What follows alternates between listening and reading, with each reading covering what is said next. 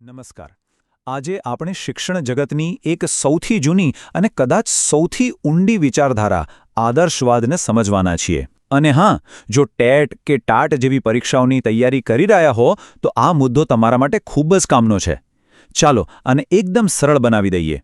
ક્યારે વિચાર્યું છે કે આપણી આસપાસની વસ્તુઓ જેવી કે ટેબલ, ખુરશી એ વધારે સાચી છે કે પછી એ વસ્તુઓનો જે વિચાર આપણા મગજમાં છે એ વધારે સાચો છે? બસ આ જ સવાલ આદર્શવાદના કેન્દ્રમાં છે. અને આ ફિલોસોફીનો જવાબ છે કે વિચાર જ અસલી વાસ્તવિકતા છે. તો આ આખી વાતને બરાબર સમજવા માટે આપણે આ 5 સ્ટેપ ફોલો કરીશું. પહેલાં એનો પરિચય, પછી એના મુખ્ય વિચારકો, એના સિદ્ધાંતો, શિક્ષણમાં એના હેતુઓ અને છેલ્લે ક્લાસરૂમમાં કઈ રીતે ઉપયોગી છે એ જોઈશું. તો ચાલો શરૂઆત કરીએ આપણા પહેલા મુદ્દાથી. આદર્શવાદ એટલે શું? ઘણા લોકોને લાગે છે કે આદર્શવાદ એટલે આદર્શ કે પરફેક્ટ બનવાની વાત. પણ શું ખરેખર એવું છે? ચાલો આ ગેરસમજ દૂર કરીએ. ડીએમ દત્તાની આ વ્યાખ્યા જુઓ. બધું જ આ એક વાક્યમાં આવી ગયું. આદર્શવાદ માને છે કે આ દુનિયામાં અંતિમ સત્ય કોઈ ભૌતિક વસ્તુ નથી, પણ આધ્યાત્મિકતા છે. જેમ કે દુનિયાની બધી લાકડાની ખુરશીઓ નાશ પામી શકે છે, પણ ખુરશીનો જે વિચાર કે આઈડિયા છે એ તો હંમેશા રહેશે. બસ આ જ વિચાર આદર્શવાદનું હાર્દ છે. તમને જાણીને નવાઈ લાગશે કે આ દુનિયાની સૌથી જૂની ફિલોસોફીમાંની એક છે. આનું ફોકસ આઈડિયા એટલે કે વિચાર પર હોવાથી એને વિચારવાદ પણ કહેવાય છે. અને ભારતીય ફિલોસોફીમાં જ્યાં પરમ તત્વ બ્રહ્મને જ અંતિમ સત્ય માનવામાં આવે છે, ત્યાં આને બ્રહ્મવાદ સાથે પણ જોડવામાં આવે છે.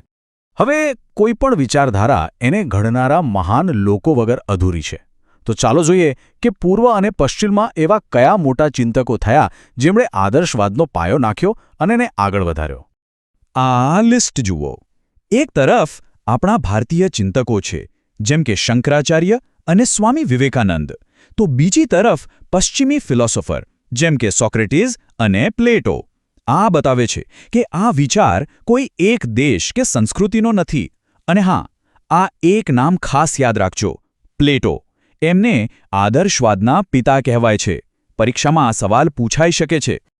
ઓકે, તો હવે આપણે આ વિચારધારાના મૂળમાં ઉતરીએ. ભલે આટલા બધા ચિંતકો હોય, પણ અમુક વાતો એવી છે જે બધા માને છે. તો આ આદર્શવાદનો મૂળભૂત ડીએનએ શું છે? ચાલો જાણીએ. ભારતીય દર્શનનું આ એક વાક્ય આખી ફિલોસોફીનો નિચોડ કહી દે છે. બ્રહ્મ સત્ય, જગત મિથ્યા. આનો સીધો અર્થ છે કે જે અસલી સત્ય છે એ તો પેલું પરમતત્વ એટલે કે બ્રહ્મ છે. અને આ જે દુનિયા આપણને દેખાય છે એ તો નાશવંત છે, એક ભ્રમ જેવી છે.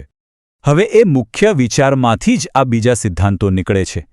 પહેલું, વસ્તુ કરતાં વિચાર મોટો છે. બીજું, આધ્યાત્મિક મૂલ્યો જેમ કે સચ્ચાઈ, સુંદરતા અને ભલાઈ, એના પર ભરોસો કરવો. એ લોકો માને છે કે આપણી સાચી ઓળખ આપણું શરીર નહીં, પણ આપણો આત્મા અને આપણું મન છે. એટલે જ વ્યક્તિત્વના વિકાસ પર ભાર મુકાય છે. અને છેલ્લે આ બધું જ ક્યાંક ને ક્યાંક એક જ પરમ તત્વ સાથે જોડાયેલું છે, એટલે કે વિવિધતામાં એકતા. તો આ બધી વાતોનો છેલ્લો સાર શું? જીવનનો અંતિમ ગોલ શું છે? આદર્શવાદીઓ કહે છે આત્માનુભૂતિ.